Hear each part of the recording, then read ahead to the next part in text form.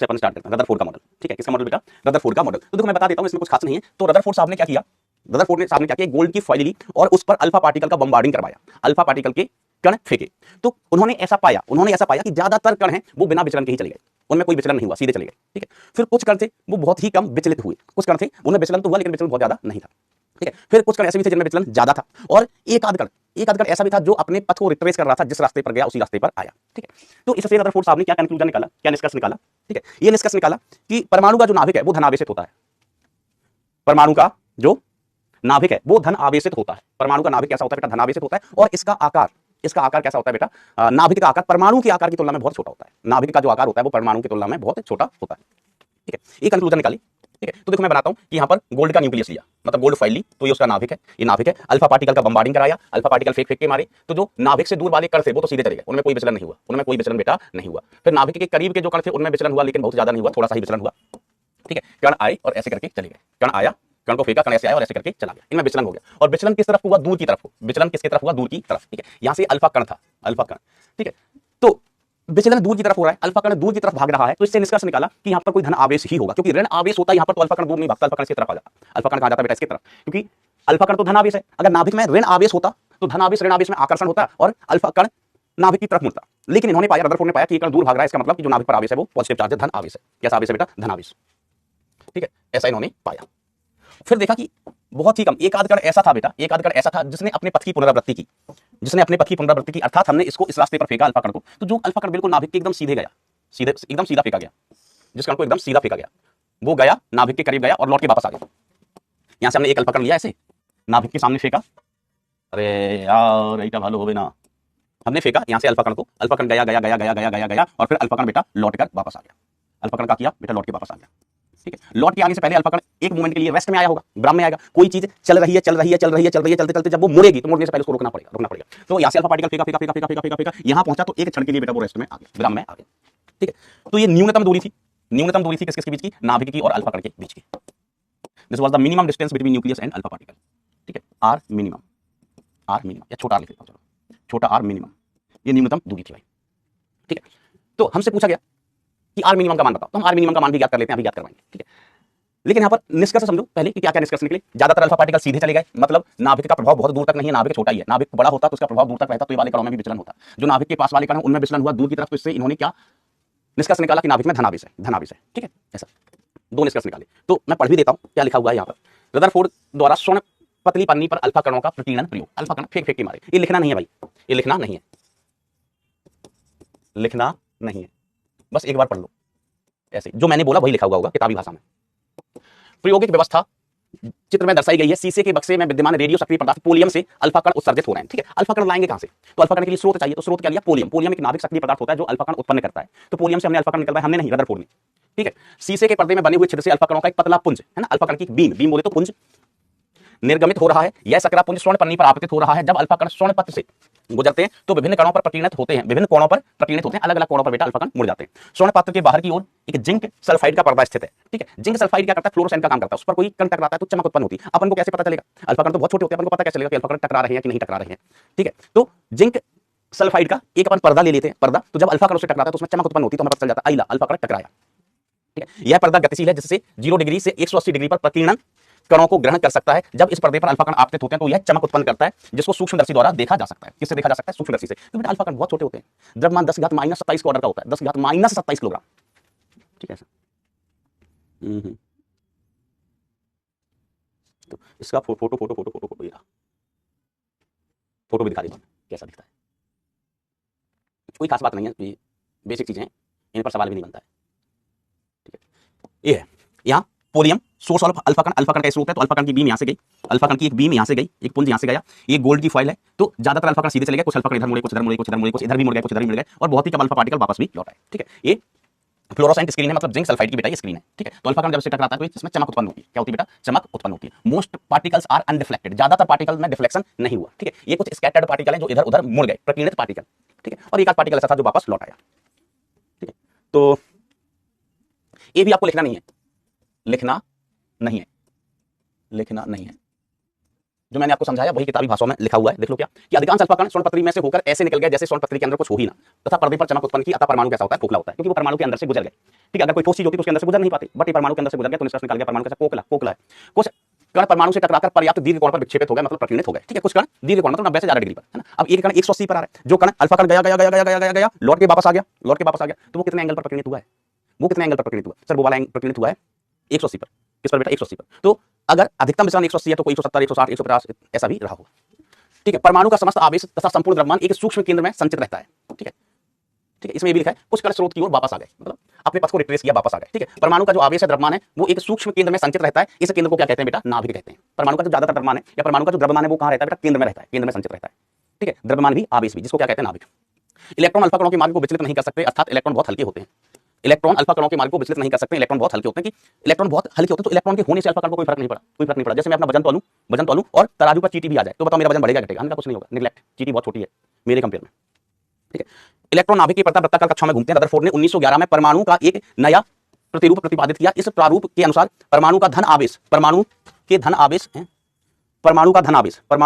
गोले में सर्वत्र एक समान रूप से वितरित न होकर, ठीक है, परमाणु के धन आवेश गोले में सर्वत्र रूप से एक समान वितरित न होकर इसके केंद्र पर अति सूक्ष्म आयतन जिसका व्यास इतने से भी कम है केंद्रित रहता है, केंद्रीय भाग होता है।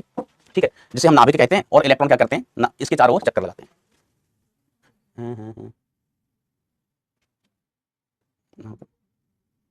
इलेक्ट्रॉन क्या करते हैं, इसको चक्कर लगाते हैं, इलेक्ट्रॉन क्लाउड होता है। ठीक है, तो बेटा वही बात है कि सारी चीज कहां है, द्रव्यमान कहां, केंद्र पर, आवेश कहां, केंद्र पर, परमाणु खोखला, बस नाभिक के चारों ओर जो इलेक्ट्रॉन होते हैं वो गोल गोल चक्कर लगाते हैं ना, इलेक्ट्रॉन क्लाउड मतलब इलेक्ट्रॉन वहां पर पाए जाते हैं, इलेक्ट्रॉन के बादल टाइप कैसे पाए जाते हैं। ठीक है, जो नाभिक के चारों ओर चक्कर लगाते रहते हैं, समझ गए। चलिए अब देखो इसमें एक सवाल बनता है कि नाभिक और अल्फा पार्टिकल के बीच की न्यूनतम दूरी, तो हमने कहा ये तो हो गया भाई साहब नाभिक, ये नाभिक हो गया ना बेटा। वो थ्योरी ना बहुत ऐसे लिखने की जरूरत नहीं है, कुछ काम की नहीं है, जो मैंने बोला वही लिखा हुआ है, तो लिखने की आवश्यकता नहीं है बेटा आपको। अल्फा कण गया, यहाँ पर अल्फा कण टकरा के वापस लौट के आएगा, तो टकराने से पहले, मतलब टकराने का मतलब ये हुआ बेटा अल्फा कण गया और नाभिक के पास जाके फिर लौट के वापस आ गया। लौटने से पहले ये ब्राह्म में आएगा।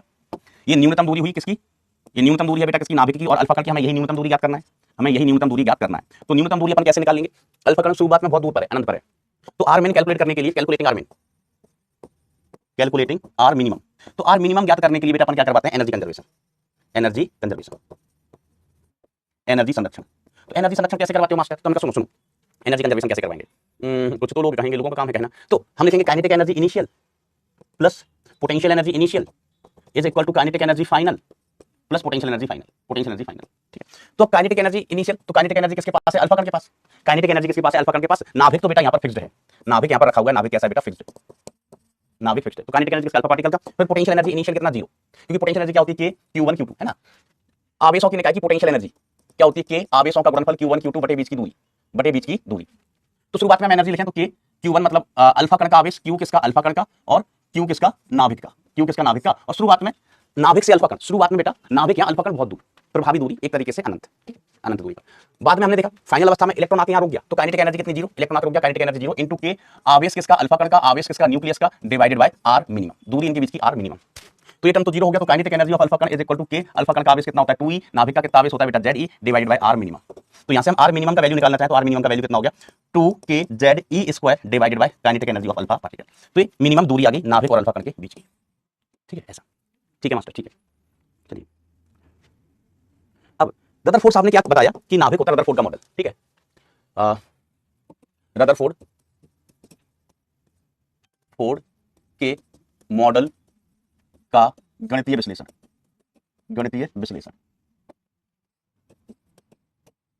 रदरफोर्ड के मॉडल का गणितीय विश्लेषण, मैथमेटिकल एनालिसिस। तो दोस्तों ये नाभिक है कितना आवेश प्लस जेडी, ठीक है, और रदरफोर्ड साहब ने कहा कि इलेक्ट्रॉन चारों तरफ गोल गोल घूमते हैं। ये इलेक्ट्रॉन है, मान लीजिए इलेक्ट्रॉन की चाल कितनी है v, जिसे हम कक्षीय चाल कहते हैं। इलेक्ट्रॉन की चाल कितनी है बेटा, v है, इसको हम क्या कहते हैं, कक्षीय चाल। इसकी त्रिज्या कितनी है, त्रिज्या r, नाभिक की त्रिज्या कितनी है भाई साहब, त्रिज्या कितनी r। ठीक है, अब देखो ये वृत्तीय गति कर रहा है, इलेक्ट्रॉन क्या कर रहा है, नाभिक के चारों ओर गोल गोल घूम रहा है। ऐसा रदरफोर्ड साहब ने कहा, मैं नहीं कह रहा हूं, रदरफोर्ड साहब ने कहा, और ये सही कहा था उन्होंने। तो वृत्तीय गति के कारण बाहर की बल लगेगा, बाहर की ओर बल लगेगा mv²/r, और अंदर की तरफ बल लगेगा कौन सा, F इलेक्ट्रोस्टैटिक्स, है ना, स्थिर विद्युत का बल लगेगा अंदर की ओर। तो F इलेक्ट्रोस्टैटिक कितना होगा बेटा, mv² डिवाइड बाय r।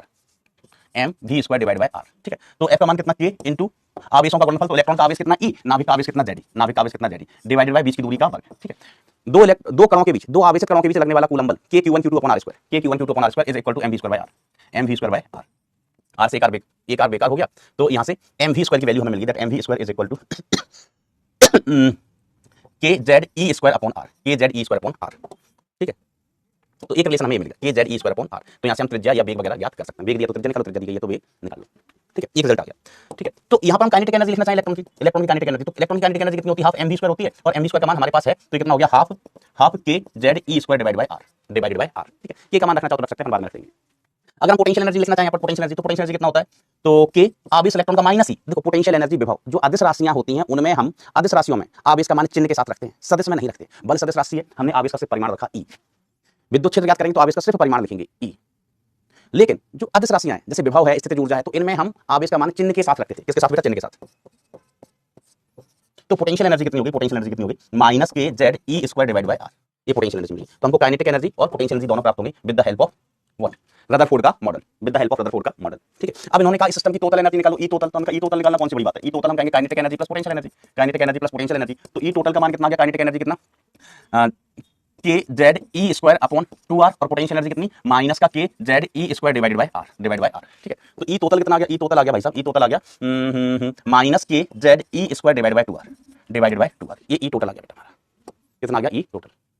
तो हम यहां से ये भी देख सकते हैं कि जो ई टोटल है, ई टोटल इसका परिमाण बराबर है किसके, काइनेटिक एनर्जी के, और इसका मान पोटेंशियल एनर्जी के परिमाण का आधा है, पोटेंशियल एनर्जी के परिमाण का आधा है, या आप ऐसे कह सकते हैं पोटेंशियल एनर्जी का परिमाण बराबर है किसके, 2 टाइम्स ऑफ काइनेटिक एनर्जी, और ये बराबर है टोटल एनर्जी के परिमाण के, टोटल एनर्जी के परिमाण। देखो बेटा, ये काइनेटिक एनर्जी, इसका परिमाण बराबर, ये पॉजिटिव है नेगेटिव, ये पॉजिटिव है नेगेटिव, परिमाण बराबर। ठीक है, इसमें पोटेंशियल एनर्जी में हम 2 से भाग दे देंगे तो यही आ जाएगा, जो टोटल एनर्जी है इसको हम लिख सकते हैं पोटेंशियल एनर्जी अपॉन 2, इसको अपन क्या लिख सकते हैं, 1/2 इंटू माइनस का K Z E square upon R, E square upon R. तो बेसिकली ये कितना हो गया, ये 1/2 बचा, मतलब ये तो पोटेंशियल एनर्जी है, तो 1/2 और ये पोटेंशियल एनर्जी।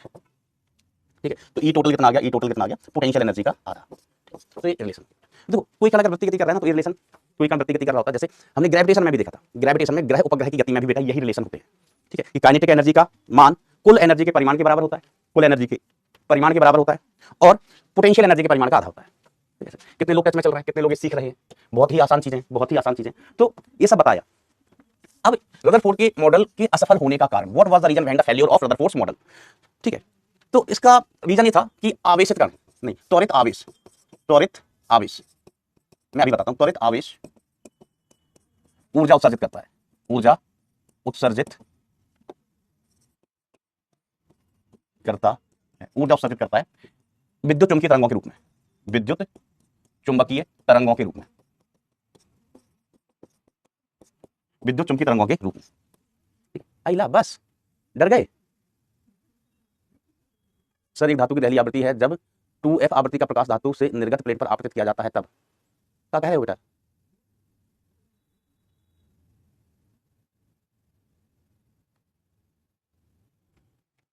यस आओ सुनो सुनो सुनो, अभी केंद्रीय बल नहीं अंजलि, ये अपकेंद्रीय बल होता है, अपकेंद्रीय बल, त्रिज्यीय बाहर की ओर, अपकेंद्रीय बल क्या होता है बेटा, अपकेंद्रीय बल। बेटा सिखा, तुम अच्छे से पढ़ो, बेटा सिखा, तुम अच्छे से पढ़ो, हम तो बूढ़े हो गए पढ़ाते पढ़ाते। अपकेंद्रीय बल कहां होता है बेटा, बाहर की ओर होता है। तुमको 11वीं क्लास का पूरा डब्बा बोले थे, त्वरित आवेश, त्वरित आवेश। ठीक है, तो सुनो सुनो, हुआ क्या था, देखो कोई भी थ्योरी कोई साइंटिस्ट देता है, कोई साइंटिस्ट अगर कोई थ्योरी देता है कि हमने इस चीज की खोज की, तो उसको हॉट सीट पर बुलाया जाता है, हॉट सीट पर कि आओ बैठो, हम तुम्हारी थ्योरी के बारे में तुमसे कुछ सवाल जवाब करना चाहते हैं।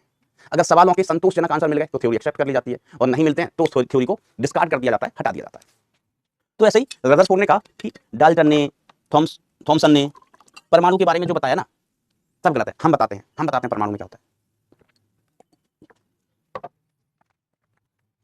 लोगों ने तालियां बजाई, आओ साहब बताओ। तो उन्होंने कहा कि हमने अल्फा पार्टिकल की बमबारी कराई, देखा कि अल्फा पार्टिकल दूर भाग रहे हैं, इसका मतलब केंद्र में धनावेश है, लेकिन सभी अल्फा पार्टिकल दूर नहीं भाग रहे थे, कुछ ही अल्फा पार्टिकल दूर भाग रहे थे। जो केंद्र में धनावेश है वो बहुत छोटा है, बहुत छोटा होता है उसका आकार। ठीक है, और इस धनावेश का हमने नाम भी रखा है, नामकरण किया है, नाभिक बोल दिया इसको। इलेक्ट्रॉन क्या करते हैं, इस नाभिक के चारों ओर वृत्तीय कक्षा में चक्कर लगाते हैं, वृत्तीय कक्षा में चक्कर लगाते हैं। ठीक है, उनसे कहा गया वाह रदरफोर्ड साहब, वाह रदरफोर्ड साहब, वाह वेरी गुड बेटा, वेरी गुड, ऐसा बोला गया। फिर उन्होंने कहा कि तुमने मैक्सवेल साहब का नाम सुना है, उन्होंने कहा बिल्कुल सुना है, बिल्कुल सुना है। तो उनसे कहा गया कि उन्होंने किस चीज की खोज की, तो उन्होंने कहा कि उन्होंने ईएम वेव, इलेक्ट्रोमैग्नेटिक वेव्स, ठीक है, इलेक्ट्रोमैग्नेटिक वेव्स की स्टडी की, इलेक्ट्रोमैग्नेटिक वेव्स के बारे में बताया, और ये बताया कि एक त्वरित आवेश है, एक त्वरित आवेश होता है, वो ऊर्जा उत्सर्जित करता है जिससे विद्युत चुंबकीय तरंगों का निर्माण होता है। त्वरित आवेश, ऐसा आवेश जिसके पास त्वरण हो, ऐसा आवेश जिसके पास त्वरण हो, ऐसा आवेश जिसके पास त्वरण हो, जिसके पास त्वरण हो, ऐसा आवेश जिसके पास क्या हो बेटा, त्वरण। Okay, very good.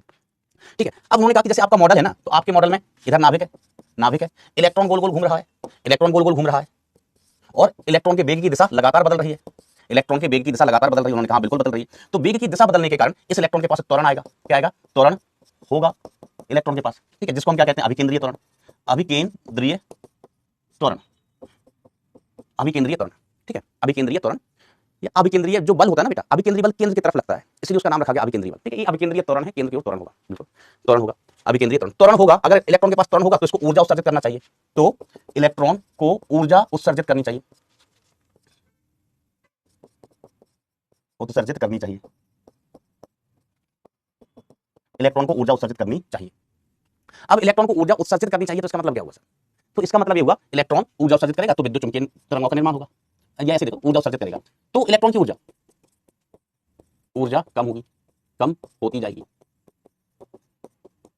होती जाएगी और इलेक्ट्रॉन को अंततः अंततः नाभिक में गिर जाना चाहिए, अंततः इलेक्ट्रॉन को अंततः नाभिक में गिर जाना चाहिए।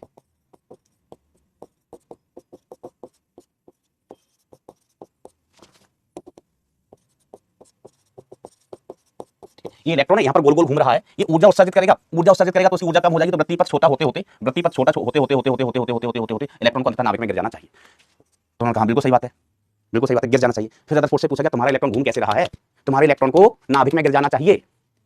इस बात का रदरफोर्ड जवाब नहीं दे पाए, इस बात का रदरफोर्ड साहब जवाब नहीं दे पाए कि इलेक्ट्रॉन ऊर्जा उत्सर्जित क्यों नहीं करता है और वो नाभिक में क्यों नहीं गिरता है। वो उसी बात पर अटके रह गए कि इलेक्ट्रॉन घूमता है, जबकि होना क्या चाहिए, इलेक्ट्रॉन घूमेगा तो इलेक्ट्रॉन के पास त्वरण होगा, जिस त्वरण के कारण इलेक्ट्रॉन घूमते घूमते अंततः नाभिक में गिर जाना चाहिए, ठीक है।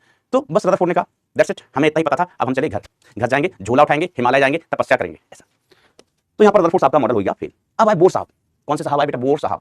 तो बोर साहब क्या कह गए, बोर साहब ने क्या कहा, बोर का परमाणुीय प्रतिरोध, बोर्स एटॉमिक मॉडल, इसकी अपन को डिटेल में पढ़ाई करनी है। तो बोर ने अपनी अवधारणा के आधार पर निम्न परिकल्पनाएं की हैं, क्या की बेटा, निम्न परिकल्पनाएं, है ना, हाइपोथेसिस आप कह सकते हैं, कुछ काल्पनिक बात है, ठीक है। तो नाभिक के चारों ओर चक्कर लगाते हुए इलेक्ट्रॉन वृत्तीय कक्षा में घूमने के लिए आवश्यक अभिकेंद्रीय बल नाभिक और इलेक्ट्रॉन के मध्य स्थिर विद्युत का आकर्षण देता है। तो ये कोई नई बात नहीं थी, ये काम तो रदरफोर्ड ने ही कर दिया था कि नाभिक इलेक्ट्रॉन गोल गोल घूम रहा है, इलेक्ट्रॉन गोल गोल घूम रहा है तो इधर बल लगेगा, बाहर की तरफ इलेक्ट्रॉन पर इस तरफ बल लगेगा, अपकेंद्रीय बल mv²/r। तो इसको बैलेंस करने के लिए बल कहां से आएगा, तो हम क्या बैलेंस करने के लिए इलेक्ट्रोस्टैटिक फोर्स लगेगा किसके बीच, नाभिक के और इलेक्ट्रॉन के बीच। ये ऋण आवेश, ये धन आवेश, अतः इनमें क्या होगा बेटा, आकर्षण, ऋण और धन आवेश के बीच बेटा आकर्षण होता है, तो बल इस दिशा में लगेगा, यहाँ mv²/r, तो वही Fe = mv²/r।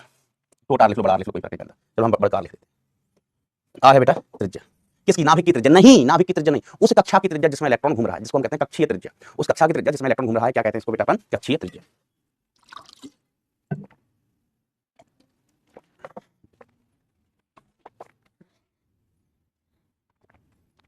तो पहला कुछ काम का नहीं था, दूसरा ही पॉइंट था बेटा जिसने रदरफोर्ड को बेटा फेमस किया।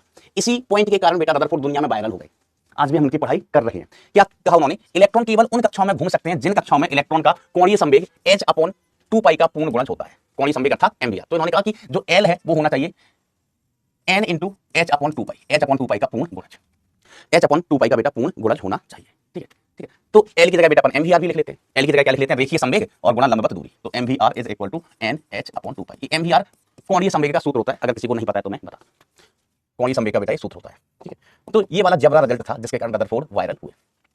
n उस कक्षा की क्वांटम संख्या जिसमें इलेक्ट्रॉन घूम रहा है, तो n क्या है बेटा, कक्षा क्रमांक कह सकते हैं, कक्षा की संख्या, ये उन्होंने कहा, ठीक है। तो देखो बेटा ये वाला रिजल्ट Fe = इतना, मतलब Fe = Ke × Ze / r² = mv²/r, ठीक है, r से r बेकार हो गया, तो mv² = Kze²/r। तो ये तो बेटा रदरफोर्ड वो भी बता गए थे, क्या नाम था, रदरफोर्ड ने बताया था ना ये, हाँ सर रदरफोर्ड ने बता के चले गए थे, ठीक है। इन्होंने क्या स्पेशल चीज बताई, सर ये वाली, ठीक है। अब हॉट सीट पर आने की किसकी वाली थी, बोर की, नील बोर साहब, सन की आदमी थे, सन की, ठीक है। कहा बोर साहब बैठो हॉट सीट पर, तो बोर साहब ने बोला, रदरफोर्ड कह रहे थे सब सही है, सब सही है, बस एक एक्स्ट्रा लाइन में बता रहा हूं कि इलेक्ट्रॉन हर जगह नहीं घूमते, इलेक्ट्रॉन ऐसे मुंह उठा के किसी भी कक्षा में नहीं घूमते, इलेक्ट्रॉन उन्हीं कक्षाओं में घूमते हैं जिन कक्षाओं में इलेक्ट्रॉन का कोणीय संवेग h/2π का पूर्ण गुणज होता है, ठीक है। और इन्होंने कहा कि इन कक्षाओं में, ठीक है, इलेक्ट्रॉन घूम रहा है, तथा इन कक्षाओं में इलेक्ट्रॉन ऊर्जा उत्सर्जित नहीं करते, ऊर्जा उत्सर्जित नहीं करते, ठीक है। तो मुद्दा तो यही था, बची हुई चीजें तो रदरफोर्ड ने भी बता दी थी, मुद्दा यह था कि इलेक्ट्रॉन को ऊर्जा उत्सर्जित करना चाहिए क्योंकि इलेक्ट्रॉन के पास त्वरण है, तो इलेक्ट्रॉन क्या है, त्वरित आवेश है, और इलेक्ट्रोमैग्नेटिक वेव की थ्योरी के अनुसार अगर कोई आवेश त्वरित है तो वो ऊर्जा उत्सर्जित करेगा, विद्युत चुंबकीय तरंगें बनाएगा। तो रदरफोर्ड को जब हॉट सीट पर कहा गया कि जो इलेक्ट्रॉन है आपका ये ऊर्जा उत्सर्जित करना चाहिए, लेकिन आप कह रहे हो ऊर्जा उत्सर्जित नहीं करता है, इसके पीछे का लॉजिक बताओ कि इलेक्ट्रॉन ऊर्जा उत्सर्जित क्यों नहीं करता है। रदरफोर्ड ने कहा, सॉरी बोर ने कहा, इधर सुनो, इधर हमने एक बार कह दिया ना हमने एक बार कह दिया ना, इलेक्ट्रॉन ऊर्जा उत्सर्जित नहीं करते। अब तुम्हें मानना हो तो मानो, नहीं मानना हो तो निकलो घर। तो बताओ कोई बात मानेगा ऐसा? किसी ने नहीं माना। पूरी जो साइंटिस्ट कम्युनिटी थी उन्होंने बॉयकॉट कर दिया बोर साहब की थ्योरी का कि हम मानेंगे ही नहीं। बोर पगला गया है, कहता है कि तुमको मानना हो तो मानो, नहीं मानो नहीं मानो। लेकिन होता यही है कि इलेक्ट्रॉन इन पर्टिकुलर कक्षाओं में ऊर्जा का उत्सर्जन नहीं करते। ठीक है, अब कुछ समय बीता, ठीक है, तो जो साइंटिस्ट थे उन्होंने सोचा कि चलो एक बार ना बोर जो कह रहा है हम मान के देख लेते हैं, अपने घरों में मान के देख लेते हैं। ठीक है, तो दूसरे साइंटिस्ट ने बोर की थ्योरी को मानते हुए एक्सपेरिमेंट किए। तो एक्सपेरिमेंट करने पर जो रिजल्ट आ रहे थे वो वही आ रहे थे जो आना चाहिए, इसको मानने पर वही रिजल्ट आ रहे थे जो आना चाहिए। तो लोगों ने क्या किया, लॉजिक पता नहीं है, लोगों ने क्या किया, घर पर एक्सपेरिमेंट करने के लिए अपने फायदे के लिए तो बोर की थ्योरी का यूज करते। बोर ने ये कहा, बोर ने वो कहा, बोर ने ऐसा किया। लेकिन जब घर से बाहर निकलते टहलते है ना, मान लीजिए सुबह 6 बजे दो साइंटिस्ट घूमने गए, पार्क में मिल गए। बोला और फ्रैंकलिन के हालचाल? बढ़िया बढ़िया एकदम चकाचक। ठीक है, और स्टार तुम कैसे हो? बढ़िया। फिर बोले क्यों तुम बोर की थ्योरी से इत्तेफाक रखते हो, बोर की थ्योरी मानते हो? वो सन की है पगला, एक्सप्लेन ही नहीं किया उसने, हम तो नहीं मानते। स्टार कहता अच्छा हम भी नहीं मानते। और घर पर दोनों जन बोर की थ्योरी यूज कर रहे हैं, घर पर दोनों ही जन बोर की थ्योरी यूज कर रहे हैं, बाहर निकल के कहते दुनिया से कि हम बोर की थ्योरी को मानते ही नहीं है। लेकिन ऐसी बातें कहाँ छुप पाती हैं। तो धीमे धीमे जो साइंटिस्ट थे उन्होंने बोर की थ्योरी को मान के काम किया, तो रिजल्ट सही आ रहे थे। तो एक तरीके से अनऑफिशियली सभी ने बोर की थ्योरी को एक्सेप्ट कर लिया। लेकिन बोर से कहा कि तुम हो तो बड़ी बदमाश, थ्योरी बिल्कुल सही दे गए हो लेकिन रीजन नहीं दिया तुमने, रीजन नहीं दिया। तो बोर की थ्योरी एक्सेप्ट कर ली गई, बोर की थ्योरी अपन सब मानने लग गए। अब ऐसा होता क्यों है कि इन कक्षाओं में इलेक्ट्रॉन ऊर्जा का उत्सर्जन क्यों नहीं करते? तो बाद में बेटा सिद्ध किया गया, अपन लोग कर लेते हैं यहाँ पर कि बाद में सिद्ध किया गया कि बोर के अनुसार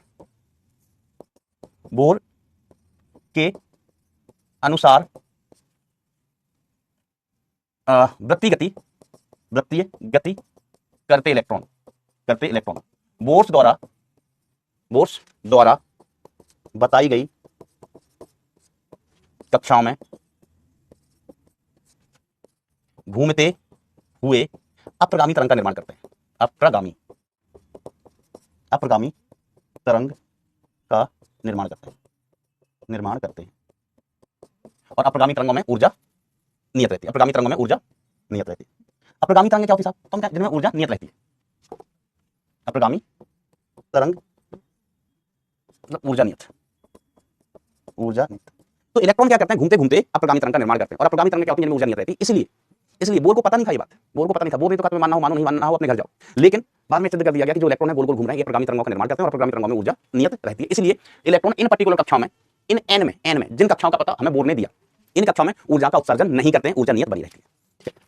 अब आपके मन में हो सकता है सवाल आ रहा हो कि सर इलेक्ट्रॉन और तरंग, इलेक्ट्रॉन कैसे तरंग? तो हमने कहा बेटा इलेक्ट्रॉन क्या है, कण है। इलेक्ट्रॉन क्या है, कण। और कण में तरंग व्यवहार भी पाया जाता है। ये किसने बताया था? डी ब्रॉगली ने। इलेक्ट्रॉन क्या है, कण है, और कण से तरंग भी एसोसिएट होती है, कण से तरंग भी संबंधित होती है। यही तो बताया था डी ब्रॉगली ने कि किसी कण की तरंग दैर्घ्य, इलेक्ट्रॉन की तरंग दैर्घ्य, प्रोटॉन की तरंग दैर्घ्य, मेरी तरंग दैर्घ्य, ट्रेन की तरंग दैर्घ्य, एरोप्लेन की तरंग दैर्घ्य। ठीक है, तो बेटा बेसिकली कहो कि सर एरोप्लेन की तरंग दैर्घ्य जो बड़ी वस्तुएं होती है ना, बड़ी वस्तुएं उनमें कण नेचर ज्यादा होता है, कण व्यवहार ज्यादा होता है। लेकिन जो बहुत छोटे छोटे कण होते हैं जैसे इलेक्ट्रॉन 10⁻³ किलोग्राम, बहुत छोटा कण है। तो जो बहुत छोटे कण है बेटा उनमें तरंग व्यवहार ज्यादा देखने को मिलता है, ट्रेन में तरंग व्यवहार देखने को नहीं मिलता। ठीक है ना, क्योंकि ट्रेन में लैम्डा क्या लिखेंगे, h/p मतलब mv, h/p मतलब mv। अब ट्रेन का द्रव्यमान बहुत ज्यादा तो mv, ट्रेन का संवेग बहुत ज्यादा होता है तो तरंग दैर्घ्य बहुत कम, तरंग व्यवहार ना के बराबर। हमका हवाई जहाज, तो हमका हवाई जहाज चल रहा है, उसका संवेग बहुत ज्यादा तो तरंग दैर्घ्य कम। लेकिन जो छोटे कण होते हैं साहब, छोटे कण होते हैं जिनका संवेग कम है, संवेग कम होगा तो तरंग दैर्घ्य ज्यादा। ठीक है, तो बड़े कणों में मतलब जिनका संवेग ज्यादा होता है उनमें वेव नेचर कम देखने को मिलता है, और जो छोटे कण होते हैं उनमें वेव नेचर ज्यादा देखने को मिलता है। तो इलेक्ट्रॉन तो बहुत छोटा कण है। ठीक है, तो इलेक्ट्रॉन किसकी भांति व्यवहार करता है, तरंग की भांति। इलेक्ट्रॉन किसकी भांति व्यवहार करता है, तरंग की भांति। किसने बताया? डी ब्रॉगली ने। डी ब्रॉगली के अनुसार, डी ब्रॉगली के अनुसार। ठीक है सर, हम पन्ना भी उठा लाएं का? सर पन्ना क्या उठा रहे हो, हीरा उठा लो। कैसी बातें करते, हीरा पन्ना का पठार, बुंदेलखंड का पठार, मालवा का पठार, बघेलखंड का पठार, भिंड का पठार।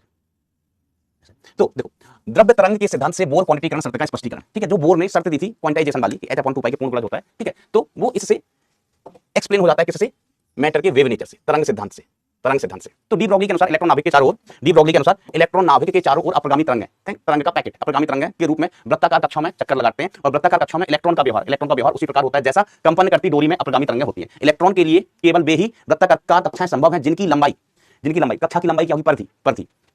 इलेक्ट्रॉन से संबंधित डी ब्रॉगली तरंग दैर्घ्य का पूर्ण गुणज होता है। ठीक है, तो देखो बेटा अप्रगामी तरंगों के लिए अपन क्या कहते हैं, अप्रगामी तरंगों के लिए ध्यान देना, अप्रगामी तरंग के लिए, तरंगों के लिए अप्रगामी तरंगों के लिए शर्त होती है बेटा कि रस्सी की लंबाई ना, रस्सी की लंबाई बराबर n लैम्डा।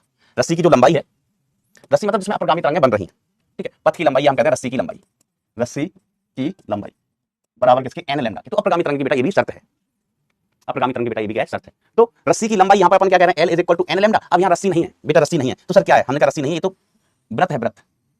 तो इसकी जो लंबाई है, इसकी लंबाई l बराबर होगी परिधि की, परिधि के, और वो बराबर होगी किसके, 2πr, 2πr त्रिज्या के, 2πr त्रिज्या। परिधि कितनी होती है बेटा, 2πr होती है। तो 2πr बराबर कितना, n लैम्डा, ठीक है। तो लैम्डा बराबर कितना हो गया, लैम्डा बराबर हो गया h/mv। ये हम खुद अपने हाथों से लिखेगा, अब हम अपने हाथों से लिखेगा, खुद के पर्सनल हाथों से। तो एक हमें चीज पता चली यहाँ पर कि 2πr = n लैम्डा। अब बोर का रिजल्ट हम निकालेंगे यहाँ से, बोर का रिजल्ट बेटा हम निकालेगा। देखो सुनना ध्यान से, hello hi how are you, खाना खा के जाना, खाना खा के इधर आओ। तो 2πr = n लैम्डा और लैम्डा = h/p, ठीक है। ये तो अपगामी तरंग से, ये रिलेशन कहां से आया बेटा, अपगामी तरंग से, अपगामी तरंग से, अपगामी तरंग से, ठीक है। और लैम्डा की वैल्यू कितना, h/p, h/p, या इसको आप लिख सकते हैं h/mv, h/mv किससे, डी ब्रोगली से, डी ब्रोगली। अब लैम्डा का मान बेटा उठा के यहाँ पर रख दो, तो लैम्डा का मान उठा के यहाँ पर पटकेंगे तो हमें मिलेगा 2πr = n और लैम्डा की जगह h/mv, ठीक है। तो अब आप देखना इसको रीअरेंज कर लिखें, तो mv को धर ले जाता हूँ, mvr = इधर बचा है nh/2π, nh/2π। तो अंततः बेटा हमें रिजल्ट मिल गया mvr = nh/2π। तो यही कौड़ी संवेग होता है, बोर्ड ने यही रिजल्ट बताया था कि इन कक्षाओं में जो कक्षाएं इस रिजल्ट को फॉलो करती हैं उनमें ऊर्जा को उत्सर्जन नहीं होता है। ऊर्जा को उत्सर्जन क्यों नहीं होता है, क्योंकि इन कक्षाओं में इलेक्ट्रॉन से अपगामी तरंगें संबंधित होती हैं, इलेक्ट्रॉन अपगामी तरंग बनाते हैं, और अपगामी तरंगें क्या होती हैं, ऐसी तरंगें जो ऊर्जा को उत्सर्जन नहीं करती। ठीक है मास्टर, ठीक है, हमने ठीक तो है ही। चलिए एक लाइन और बचा हुआ था, वो भी पढ़ देता हूं। परमाणु में एक इलेक्ट्रॉन केवल विविक्त कक्षाओं में घूम सकते हैं, विविक्त का मतलब अलग अलग कक्षाओं में घूम सकते हैं, जिन्हें स्थायी ऊर्जा स्तर कहते हैं। इन कक्षाओं को क्या कहते हैं, ऊर्जा स्तर भी कहते हैं। पहली कक्षा, दूसरी कक्षा, तीसरी कक्षा, n = 1 लोगे पहली कक्षा, n = 2 लिया दूसरी कक्षा, n = 3 या तीसरी कक्षा। इन कक्षाओं का अपन ऊर्जा स्तर भी कहते हैं, पहला ऊर्जा स्तर, दूसरा ऊर्जा स्तर, तीसरा ऊर्जा स्तर, ठीक है। किसी कोष में एक इलेक्ट्रॉन की एक निश्चित ऊर्जा, कोणीय संवेग तथा कक्षा क्रमांक होते हैं। एक दी गई कक्षा के लिए बेटा इलेक्ट्रॉन की ऊर्जा निश्चित होती है, उनका कोणीय संवेग भी निश्चित होता है और कक्षा का क्रमांक भी निश्चित होता है। परंतु इन कक्षाओं में त्वरित गति से घूमने के पश्चात भी इलेक्ट्रॉन ऊर्जा का विकिरण नहीं करते। इसका रीजन क्या हो गया, इसका रीजन हो गया बेटा अपगामी तरंग, तरंग बनाने के कारण,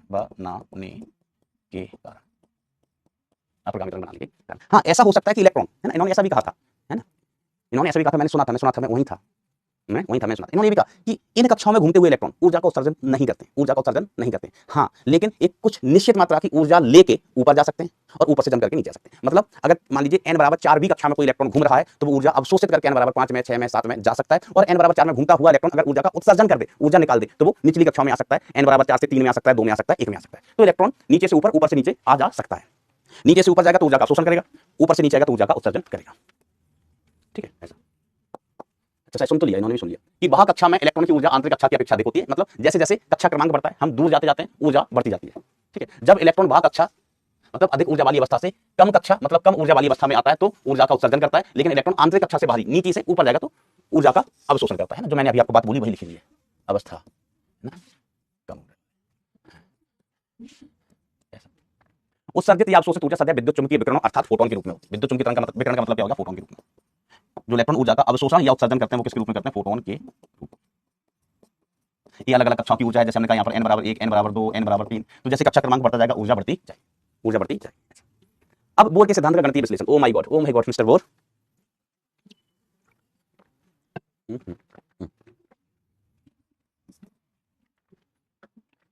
बोर के सिद्धांत का गणितीय विश्लेषण, mathematical analysis of bore theory. तो पहला रिजल्ट तो भाई वही है जो उन्होंने भी बताया था, mv² = kZe²/r।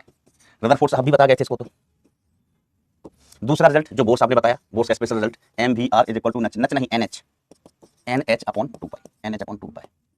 अब अपन इन समीकरणों को हल करके v का और r का मान ज्ञात कर लेंगे। और हमें v और r मिल गया तो दुनिया की सारी चीजें मिल गई, v एंड r मिल गया तो हमें दुनिया की सारी चीजें मिल गई, ठीक है। v एंड r मिल गया तो चलिए खेला करते हैं, खेलने की कोशिश करते हैं, चेष्टा करते हैं बेटा खेलने की। तो किसका मान ज्ञात करें पहले, v का क्या r का, v का या r का, ठीक है। इन दोनों देखो दो अज्ञात दो समीकरण, ठीक है। तो हम ये लिख देता हूं कि समीकरण 1 व 2 को सॉल्व करके v व r का मान ज्ञात कर सकते हैं। v क्या है, इलेक्ट्रॉन का वेग जिसे हम कक्षीय वेग कहते हैं, r क्या है, इलेक्ट्रॉन की त्रिज्या जिसे हम कहते हैं कक्षीय त्रिज्या। कक्षा क्या होती है, जिसमें इलेक्ट्रॉन घूमता है, ठीक है। तो चलिए मैं एक काम करता हूं, पहले r निकाल लेता हूं, तो यहां से v का मान उठा के यहां पर रख दो, v का मान यहां से उठा के यहां पर रख दो, ठीक है। तो v इस समीकरण से देखिए बेटा, v आपको मिलेगा v = nh/2π × mr। अब v का मान हम इसमें रख देते हैं इस समीकरण में, तो m इस समीकरण में m v की जगह क्या लिखोगे n h अपॉन 2 पाई m r इसका स्क्वायर, साथ देते चलना बेटा, इसका स्क्वायर इज इक्वल टू इधर से क्या बचा है k z e square divided by k z e square divided by r, इसका स्क्वायर करेंगे तो ये कितना आया m into n square, m into N square H square divided by 4 pi square m square r square is equal to k z e square divided by r। अब जो भी much रहा है वो मचा दो, तो हमने कहा एक r से एक r बेकार, एक m से एक m बाबा टिल्लू, एक m से एक m बाबा टिल्लू। चाहो तो यहाँ पर k का मान क्यों छोड़ा, k का भी मान लिखा ही लो, तो k की जगह 1/4 pi epsilon not, 4 pi epsilon not z e square divided by r था, ठीक है। 4 से 4 बाबा टिल्लू हो गया, 1 पाई से 1 बाबा टिल्लू हो गया। तो हमें r का मान निकालना है बेटा, यहाँ से r का मान कितना आ जाएगा, r इज इक्वल टू इसका गुणा इधर हो गया तो n square epsilon naught h square, n square epsilon naught h square, ठीक है। इसका गुणा इधर किया, बची हुई चीजें इधर आ जाएंगी, तो इधर कितना आ जाएगा, ये पाई पाई इधर से पाई पाई पाई r r r r, एक m भी बचा, m r तो उधर ले गए, ठीक है, z e स्क्वायर, ठीक है। तो हम इसको थोड़ा सा रीअरेंज करके लिख लेते हैं, तो epsilon not constant, h square constant divided by pi constant, e square constant, ठीक है। और यहां से हमने स्क्वायर से लिख लिया n square upon zm, n square upon zm, ठीक है, n स्क्वायर अपॉन zm। तो r का मान कितना आ गया, r का मान देखना, m के पदों में बेटा हम याद रखेंगे, epsilon naught h square divided by pi e square, देखना बेटा कोई चीज छूटी तो नहीं है, इसमें कैलकुलेशन नहीं है मात्र, नहीं बेटा थ्योरी नहीं लिखना, थ्योरी बस आप बोर्ड के लिए क्या करना है, एक बार आप देख लेना, लिखना नहीं है। आपकी जो बोर्ड की किताब है ना, ब्लूप्रिंट आता है ना, बोर्ड की जो कुंजी वगैरह आती है, उनमें देख लेना क्या थ्योरी है, कैसा प्रीवियस ईयर के क्वेश्चन आते हैं।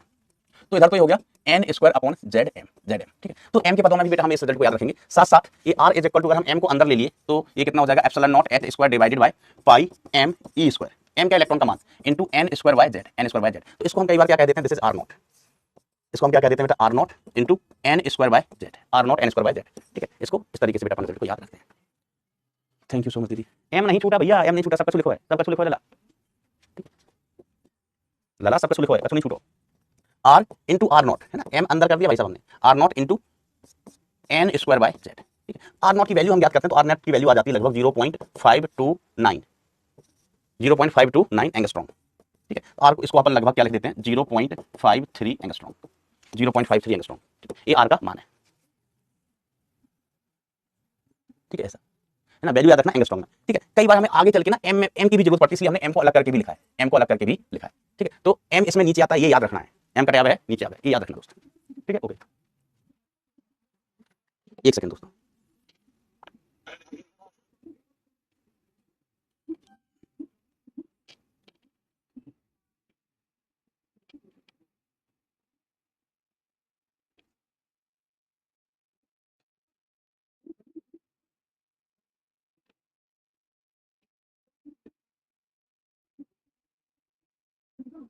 एक सेकंड बेटा, ये लाइट कैसे हो गई जल्दी से,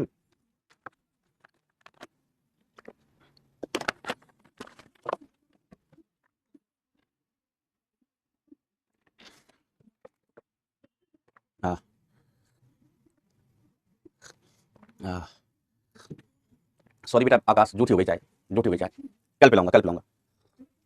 अब देखो बेटा, अगर हमें यहाँ से मान निकालना होगा किसका, भी का मान निकालना है, तो r का मान किसी भी एक समीकरण में रख लो, भी का मान जो ये है ना, तो चलो हम इसको कह देते हैं बेटा समीकरण नंबर 3, और इसमें हम r का मान रख देते हैं। तो समीकरण 3 में r का मान रखने पर तो रख दो भाई साहब, तो देखो क्या आएगा,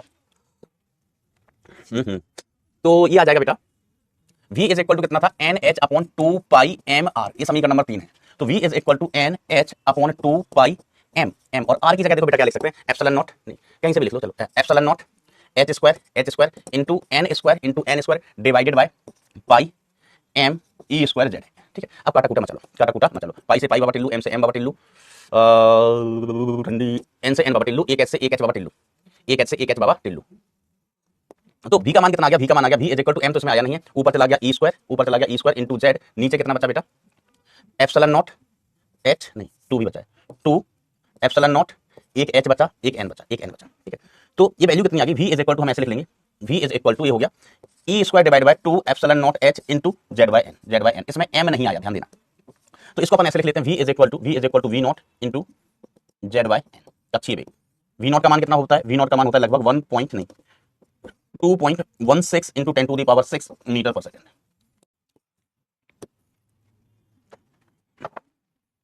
10 to the power 6 metre per second, is it clear?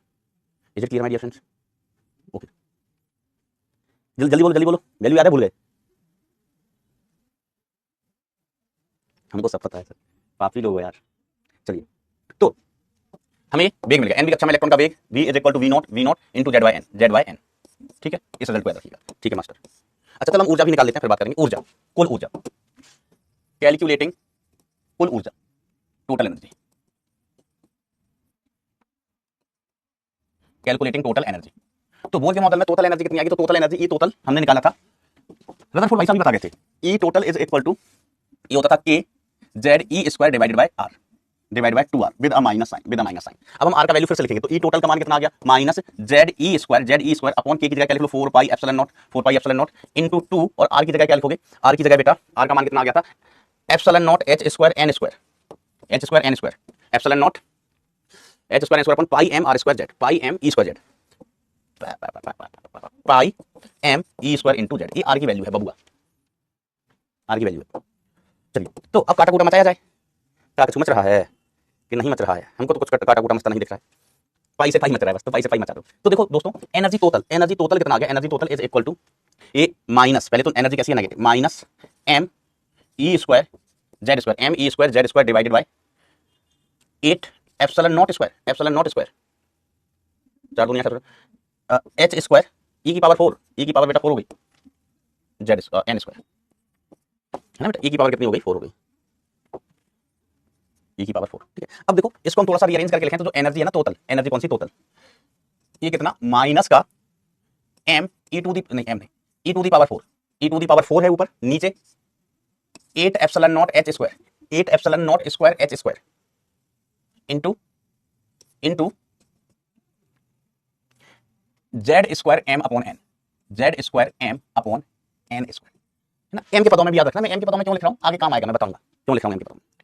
अब देखो इसमें अगर हम सबका मान रख लें, सर सबका किसका? ठीक है, तो इसको मैं ऐसे लिख सकता हूँ, माइनस ई की घात 3 into M divide by 8 epsilon not square H square, ठीक है, इंटू जेड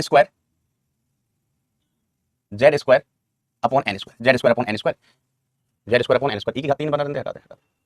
ओके, और एक ई हमने बता दिया, ठीक है, या ई को इधर ही बना रहेंगे, चलो एक ई हमने यहां लिख दिया। तो ई टोटल कितना आ जाता है बेटा? इसकी वैल्यू सॉल्व करते हैं, तो इसकी वैल्यू आती है बेटा माइनस, इसकी वैल्यू आती है 13.6 Z square upon N square electron volt में। ठीक है, ई वी इलेक्ट्रॉन वोल्ट में इसकी एनर्जी आ जाती है, ऐसे 13.6 Z square N square electron volt में इसकी वैल्यू आ जाती है।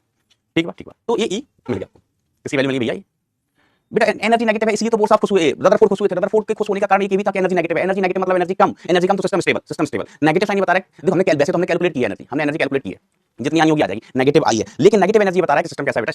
स्टेबल है। ठीक है, ओके, चलिए अपन आगे बढ़ते हैं। तो ये रिजल्ट बेटा आपको याद रहने चाहिए। कौन है भाई? एक सेकंड ना बेटा, है ना, एक मिनट।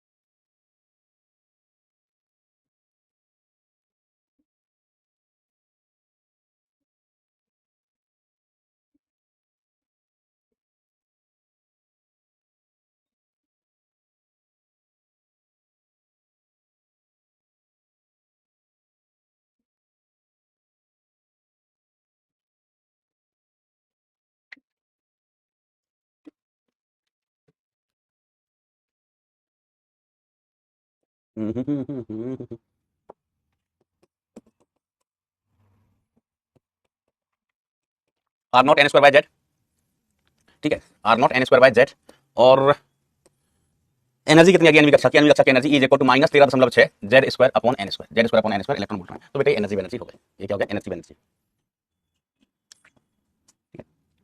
अब देखो विभिन्न भौतिक राशियों की एन पर निर्भरता, जो अन्य भौतिक राशियां वो एन पर कैसे डिपेंड करती हैं? अन्य भौतिक राशियां क्या क्या हो सकती हैं, है ना? इलेक्ट्रॉन घूम रहा है, तो अन्य भौतिक राशियां क्या हो सकती है? पहला आवर्तकाल, एक चक्कर का समय। दूसरा भौतिक राशि क्या हो सकती है? आवृत्ति, आवृत्ति। तीसरी भौतिक राशि क्या हो सकती है? इलेक्ट्रॉन घूम रहा है। अगर इलेक्ट्रॉन घूमेगा मतलब आवेश से चल रहा है, तो चलता हुआ आवेश क्या करेगा? धारा का निर्माण करेगा, धारा। और कहीं अगर धारा है तो चुंबकीय क्षेत्र आ सकता है, चुंबकीय क्षेत्र, चुंबकीय क्षेत्र होगा। पांचवा क्या हो सकता है? चुंबकीय आघूर्ण हो सकता है, धारावाही लूप के कारण क्या आता है? चुंबकीय आघूर्ण आता है। तो ऐसे बहुत सारी राशियां हो सकती है, बहुत सारी बेटा राशियां ऐसे हो सकती है। ठीक है। छठवा क्या हो सकता है? अभिकेंद्रीय त्वरण हो सकता है, अभिकेंद्रीय त्वरण। तो ये अलग अलग बहुत सारी राशियां हो सकती है जिनकी अपन बात कर सकते हैं। ठीक है। तो चलो एक एक करके अपन बात करते हैं कि कौन सी भौतिक राशि n पर किस प्रकार से निर्भर करती है, कौन सी भौतिक राशि n पर किस प्रकार से निर्भर करती है। ठीक है। n पर नहीं, z पर भी, m पर भी, z पर भी, m पर भी। तो देखो हमें एक चीज पता है, एक चीज पता है यहाँ से कि जो वेग है, द्रव्यमान के पदों में लिख लें, वेग समानुपाती है, द्रव्यमान इसमें है नहीं, और z बाय n, द्रव्यमान वेग में नहीं आता है। इसमें द्रव्यमान आया था लेकिन बटे में आया था। r समानुपाती है, r समानुपाती है किसके? n स्क्वायर बटे zm, z इंटू द्रव्यमान के। कई बार द्रव्यमान के बारे में भी पूछ लिया जाता है। यहाँ पर हम कहेंगे e समानुपाती है, e समानुपाती है z square m upon n square के, अपॉन n स्क्वायर के। ठीक है। ऐसा ये हमने सब निकाल के बताया बेटा, ऐसा मत कहना सर कहां से निकाल के बताया। देखो इलेक्ट्रिक फील्ड में m यहां आ रहा है, सॉरी इलेक्ट्रिक फील्ड नहीं, टोटल एनर्जी में m कहां आ रहा है? ऊपर आ रहा है। इसमें m कहां आया भैया? m नीचे आया, r में m नीचे आया और v में z हटा ही ना, v में m है ही नहीं। आप चाहो तो ऐसे लिख लो m टू द पावर 0, क्योंकि m है ही नहीं, m है ही नहीं। चलिए तो हम सबसे पहले बात करते हैं पहली राशि आवर्तकाल की। अगले पन्ने पर करते हैं। पहली राशि कौन सी? आवर्तकाल। आवर्तकाल, आवर्तकाल, आवर्तकाल n पर z पर किस प्रकार से निर्भर करता है? चलो n पर ही निर्भरता पूछी गई है, तो आवर्तकाल t इक्वल टू क्या होता है? हम कहेंगे एक चक्कर का समय। तो एक चक्कर का समय कितना होगा? 2 पाई r बटे 4, to t is directly proportional to r by v बताया। यस, तो t is directly proportional to r किसके समानुपाती है? n स्क्वायर के, और v 1 अपॉन n के समानुपाती है। r किसके समानुपाती है हम बात करें तो r समानुपाती है n स्क्वायर के, और v में n आता है बटे में, तो 1 बटे n के समानुपाती है। तो आवर्तकाल हुआ भाई साहब, ओ भाई साहब, आवर्तकाल हुआ वो n की घात 3 के समानुपाती। आवर्तकाल के बाद अपन चर्चा कर लेते हैं किसकी? आवृत्ति की। सर आवृत्ति तो बहुत चिन्ह सी, बहुत छोटी सी चीज है, आवृत्ति बहुत छोटी सी चीज है। तो आवृत्ति, तो आवृत्ति f बराबर होता है, हम कहेंगे बटे आवर्तकाल। तो आवृत्ति f समानुपाती हो गया, समानुपाती हो गया 1 बटे n की घात 3 के, 1 बटे n की घात 3 के। Oh my God master, oh my God, हम कहें यस, ये आवृत्ति के बारे में। आवृत्ति के बाद हम किसकी बात कर लेते हैं? चलो धारा की बात कर लेते हैं। तीसरी राशि धारा, ये दूसरी थी, ये तीसरी राशि धारा। तो धारा इज इक्वल टू क्या होता है? I बराबर हो वैसे आवेश बटे समय, आवेश कितना? E बटे t। तो धारा समानुपाती है 1 बटे t की घात 1 बटे t के, तो I समानुपाती हो गया 1 बटे n की घात 3। Oh my God, oh my God. ठीक है। t देखो t मिल गया। धारा के पास मैग्नेटिक फील्ड, धारा के बाद हम बात कर लेते हैं किसका? Magnetic field. तो धारावाही लूप के केंद्र पर magnetic field B is equal to अपन क्या लिख लेते हैं? Mu not I by 2R, mu not I by 2R। तो B is directly proportional I upon R। तो B is directly proportional to what? I तो है मान कितना है रे? 1 बटे n की घात 3 के समानुपाती। R का मान क्या है? n स्क्वायर के समानुपाती। तो B का मान कितना आ गया? B के समानुपाती आ गया 1 बटे n की घात 5। तो ये सवाल पूछे जाते हैं बेटा, तो रटना नहीं है, ये रटना नहीं है, पता होना चाहिए। पता नहीं कौन सी चीज पूछ लें। हमने कहा चुंबकीय आघूर्ण, चुंबकीय आघूर्ण सर, चुंबकीय आघूर्ण होता है इना, इना मीना डी का चुंबकीय आघूर्ण I बराबर होता है I इना। चुंबकीय आघूर्ण याद है ना बेटा? Mu, mu is equal to I n a, n होता था लूप में फेरों संख्या, तो यहाँ तो फेरे तो है नहीं, I इंटू a हो जाएगा। तो म्यू बराबर कितना हो गया? I, और एरिया की जगह कितना? पाई r स्क्वायर, एरिया की जगह बेटा कितना? पाई r स्क्वायर। क्षेत्रफल, त्रिज्या अगर r है तो क्षेत्रफल पाई r स्क्वायर। ठीक है। तो यहाँ से हमने देखा कि जो म्यू है समानुपाती है I इंटू r स्क्वायर के, तो म्यू समानुपाती हो गया भाईजान I की जगह 1 बटे 3, 1 अपॉन n की घात 3 r n स्क्वायर के समानुपाती हो गया। तो म्यू समानुपाती हो गया भाई साहब n के, म्यू समानुपाती हुआ भाई साहब किसके? n के। हम कहेंगे वेरी गुड बेटा, वेरी गुड। म्यू समानुपाती किसके हो गया? n के हो गया। ठीक है। अब म्यू के बाद क्या बचा मेरे जीवन में? कदुआ बचा। हाँ, हमने कहा था छठवा अभिकेंद्रित त्वरण M V square upon R, M V square R. तो ए सी समानुपाती हुआ, ए सी समानुपाती हुआ वी स्क्वायर अपॉन आर के। तो अब देखो ए सी वी समानुपाती किसके भाई साहब? वी समानुपाती है 1 बटे n के, 1 बटे n के, तो 1 बटे n का स्क्वायर, और आर एन स्क्वायर के समानुपाती, आर एन स्क्वायर। तो ए सी समानुपाती हो गया 1 बटे n की घात 4 के। तो बस यही पूछा था कि कौन सी राशि इनमें से कौन सी राशि मुख्य क्वांटम संख्या n पर किस प्रकार से निर्भर करती है। तो कुछ राशियां मैंने बता दी, लेकिन आप सभी राशियों के बारे में ज्ञात कर सकते हो, बस आपको इतना पता होना चाहिए, और इतना पता आपको है। तो मुझे पता है कि r समानुपाती है बेटा n स्क्वायर के, और v समानुपाती है 1 बटे n के। इसी से सारे रिजल्ट आ गए। कितने लोग टच में चल रहे हैं? क्या बच्चा थम्स अप एक बार। कितने लोग टच में चल रहे हैं? माय डियर फ्रेंड्स, हम पानी पिएगा।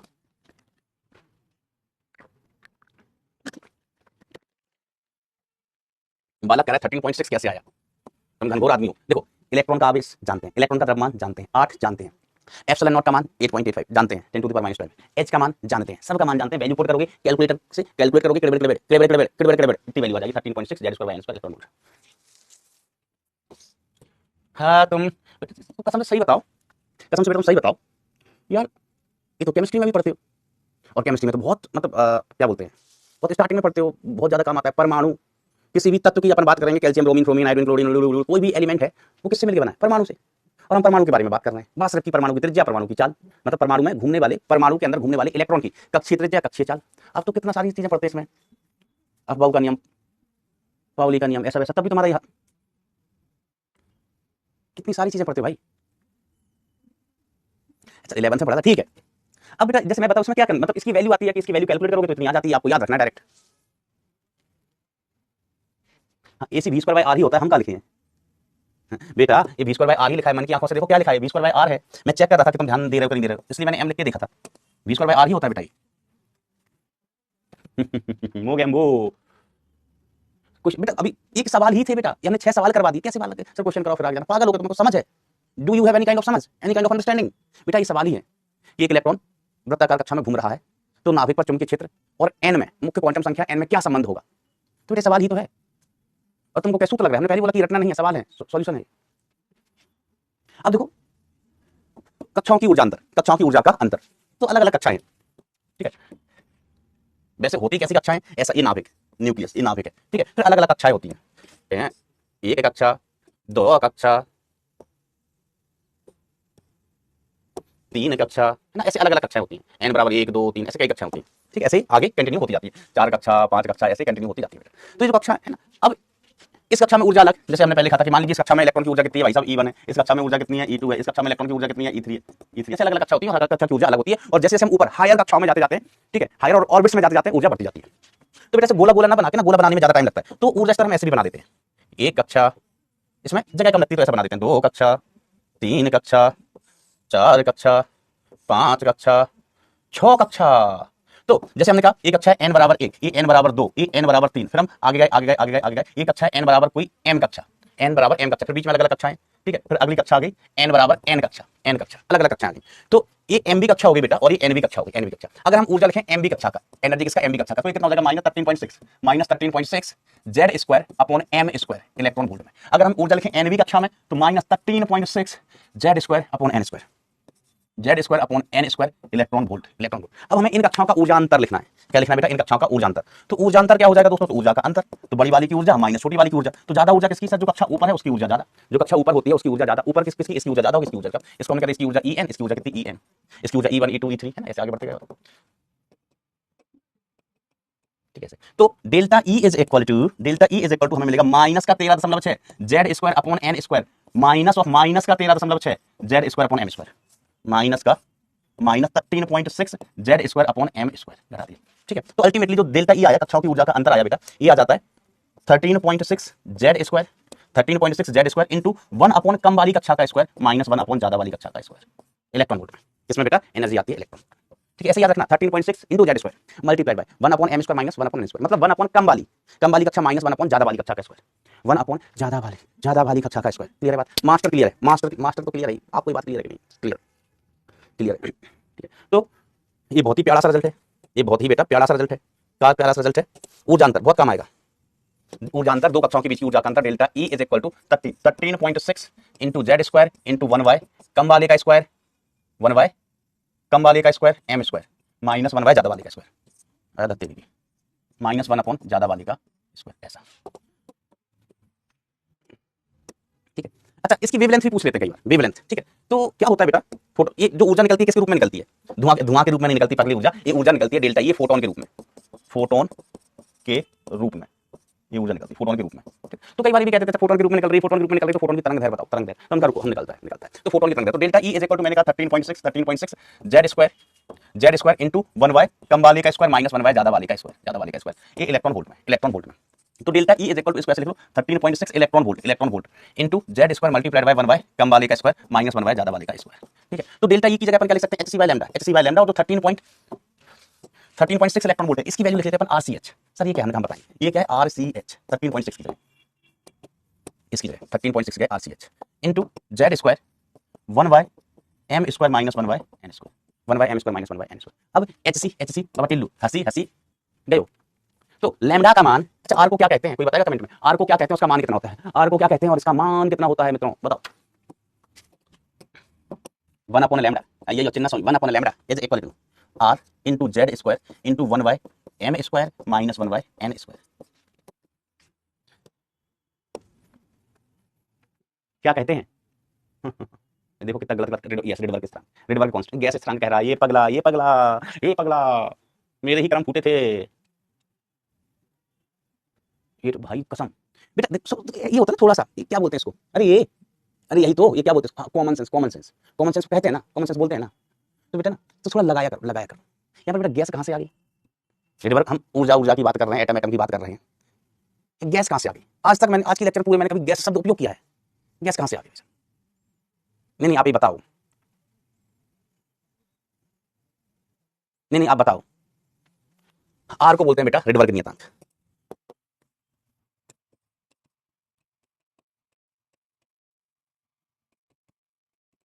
रिडबर्ग कांस्टेंट, ठीक है। और आर का जो मान हो वैसा है, वो वैसा 1.09 into 10⁻7 into 10⁻7 metre inverse, metre inverse इसकी है ना, ये रिडबर्ग कांस्टेंट बेटा। और रिडबर्ग कांस्टेंट कैसे? ये जो 13.6 इलेक्ट्रॉन वोल्ट है ना, इसका मान आरसीएस लिख दिया। डिंपल डिंपल जी पूछ रहे हैं सर नेगेटिव साइन स्टेबिलिटी कैसे बताता है? बेटा एक लाइन सुनी होगी तुमने केमिस्ट्री में कई बार, एलिमेंट का अपने स्टेबिलिटी ऑर्डर वगैरह बनाते हैं कि ऊर्जा बढ़ने पर स्थायित्व घटता है, या ऊर्जा घटने पर स्थायित्व बढ़ता है। तो ऊर्जा कम स्थायित्व ज्यादा, ऊर्जा और कम स्थायित्व और ज्यादा, ऊर्जा और कम स्थायित्व और ज्यादा, ऊर्जा जीरो स्थायित्व और ज्यादा, ऊर्जा नेगेटिव तो महास्थायी, महास्थायी। ऊर्जा कम होगी बेटा तो स्टेबिलिटी ज्यादा होगी। बड़ी प्रैक्टिकल चीज है। किसी को कोई 20 दिन खाना नहीं दे, 20 दिन खाना नहीं दे, फिर उसके बाद उछल कूद करके क्रिकेट खेलेंगे क्रिकेट, वो कहेगा कि हम अपनी जगह से हिल भी नहीं पा रहे हैं, 20 दिन से हमें रोटी नहीं दी गई है, हमें बिल्कुल एनर्जी नहीं बची, बिल्कुल एनर्जी नहीं बची, तुम खेलने की बात कर रहे हो, हम चल ही नहीं पा रहे हैं। भैया ऊर्जा बेटा, ऊर्जा कम है तो वो अपनी जगह से हिलडुल भी नहीं पा रहा है, इतना स्थायी हो गया, उछल कूद कैसे कर लेगा? उछल कूद कैसे कर लेगा? अब जिसके पास ऊर्जा ज्यादा है, कई एनर्जी ड्रिंक्स आते हैं, एनर्जी ड्रिंक्स लोग उनको पी लेते हैं, है ना, तो ऊर्जा आ जाती है। रेड बुल क्या है? एनर्जी ड्रिंक है, एनर्जी आ जाएगी, एनर्जी आ जाएगी। वो तो छोड़ो, उसमें तो एनर्जी कुछ नहीं। मैं रास्ते से घर जाता हूँ, दुकान मिलती है, दुकान, उसमें लोग पता नहीं क्या सफेद सफेद करके कैसे पी लेते हैं, ऐसे एक आदमी मरियल्स आदमी, एकदम मरियल्स आदमी, बिल्कुल ताकत नहीं है, अब वो सीसी पी लेता है एनर्जी ड्रिंक, फिर ऐसा लगता है कि भाई इससे बड़ा तो कोई दादा ही नहीं है, दुनिया का सबसे बड़ा डॉन यही है। तो एनर्जी ज्यादा आती है, इसलिए इधर उधर डोलता घूमता रहता है, इधर उधर डोलता घूमता है, कभी इधर कभी उधर, है ना।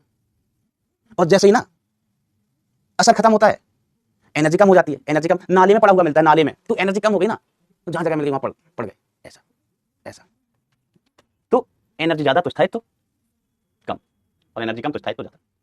चलिए दोस्तों, अब हम चर्चा कल करेंगे, अब हम चर्चा कल करेंगे।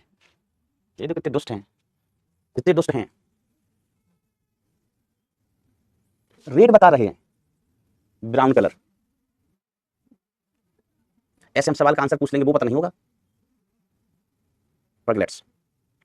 चलिए आज के लिए इतना ही, आज के लिए इतना ही। तो बच्चों मन लगा के, दिल लगा के। अच्छा ये तो बताओ कितने लोग टच में चल रहे हैं, कितने लोग सीख रहे हैं, कितने लोग सीखने की कोशिश कर रहे हैं, चेष्टा कर रहे हैं। आसान अध्याय, मैंने बोला कि ये एक तरीके से रिवीजन हो जाता है आपका, एक तरीके से का हो जाता है रिवीजन। केमिस्ट्री में भी है, फिजिक्स में भी है, क्वेश्चंस भी आसान होते हैं। अभी टॉपिक खत्म होगा तो हम करवाएंगे बेटा, एडवांस के भी सवाल कराएंगे, आसानी लगेंगे, आसानी होते हैं। चलिए तो मन लगा के, दिल लगा के, मन लगा के, दिल लगा के और दिमाग लगा के पढ़ाई करते रहें। Thank you so much, tata bye bye, take care, love you all बच्चों।